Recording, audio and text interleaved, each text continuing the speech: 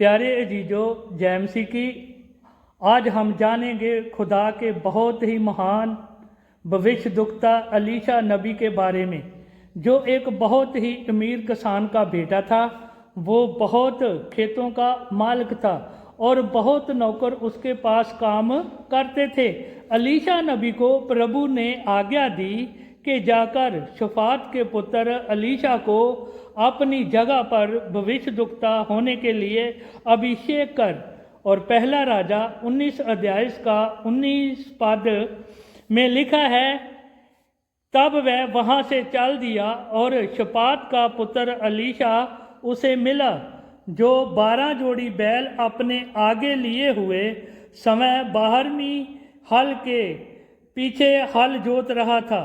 और उसके पास जाकर एलिया ने अपनी चादर उस पर डाल दी। और प्यारे जीजो, जब अलीशा को अपनी बुलाहट के बारे में मालूम होता है और उसको मालूम होता है कि मेरे को प्रभु ने अभिषेक किया है अपने काम के लिए, और भाइयों बहनों, उसने अपनी जायदाद के बारे में नहीं सोचा है और उसने अपने कारोबार के बारे में नहीं सोचा।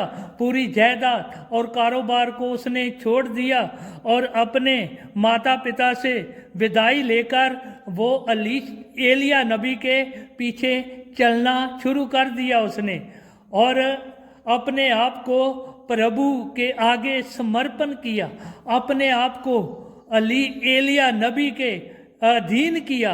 और भाइयों बहनों, बहुत ही अमीर आदमी एक नौकर की तरह एलिया नबी का सेवा करने लगा। और बहुत ही मुश्किल है, ऐसा होता है, बहुत ही अमीर आदमी ऐसा नहीं कर सकते हैं जैसा अलीशा ने कर दिखाया भाइयों बहनों। और वो एलिया के साथ साथ चलने लगा और जहाँ भी एलिया जाता था उधर ही अलीशा नबी उसके साथ जाता था। एक दिन भी उसको नहीं छोड़ा है अलीशा ने, जब तक प्रभु ने उसको एलिया को अपने पास ऊपर उठा नहीं लिया है। और जब हम दूसरा राजा 2 अध्याय उसकी 9 आयत में देखते हैं कि उसके पार पहुंचने पर एलिया ने अलीशा से कहा, इससे पहले कि मैं तेरे पास से उठा लिया जाऊं, जो कुछ तू चाहे कि मैं तेरे लिए करूं वह मांग। अलीशा ने कहा, तुझ में जो आत्मा है उसका दुगना भाग मुझे मिल जाए। भाइयों बहनों, सोचिए जरा, क्यों अलीशा दुगना भाग मांग रहा है?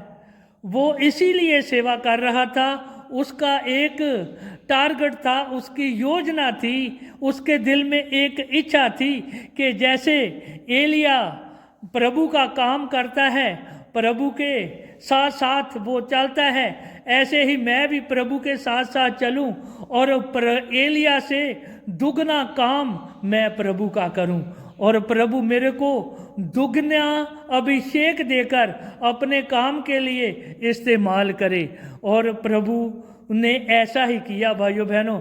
जब एलिया को प्रभु ने बवंडर में ऊपर उठाया तो अलीशा नबी उसको देख रहा था, और जब उसकी चादर नीचे गिरी तो वो चादर उठाकर अलीशा ने यरदन नदी पर मारी और पानी 2 भाग हो गया। और सब जान गए कि एलिया का आत्मा जो है वो अलीशा पर उतर आया है, वो एक महान नबी बन चुका है। और भाइयों बहनों, यहाँ से ही अलीशा की सेवकाई शुरू हो जाती है। जब हम दूसरा राजा 2 अध्याय से 13 अध्याय तक पढ़ते हैं तो हमें मालूम होता है कि जितना एलिया ने काम किया प्रभु का, जितने चमत्कार एलिया ने किए, उससे दुगने चमत्कार अलीशा नबी ने किए। प्रभु ने उसको बहुत अभिषेक दिया।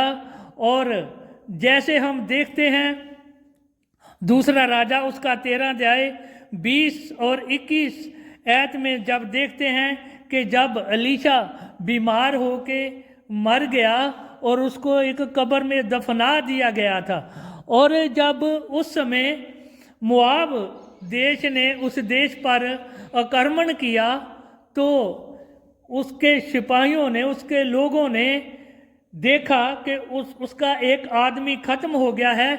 वो उसको मिट्टी देने के लिए जा रहे थे, दफन करने के लिए जा रहे थे, और उन्होंने एक दल देखा और उस दल से वो डर गए और जल्दी जल्दी में भागने के समय ही उन्होंने एलीशा नबी की कब्र में उस मृतक देह को डाल दिया।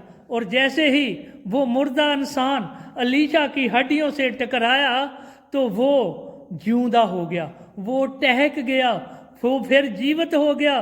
भाइयों बहनों, ये ही है अद्भुत अभिषेक जो प्रभु ने एलीशा को दिया था। क्यों दिया ये हम जान चुके हैं कि एलीशा ने अपना सब को छोड़कर, माँ बाप को छोड़ा और अपने जायदाद का त्याग किया और उसका ध्यान सिर्फ प्रभु की ओर था।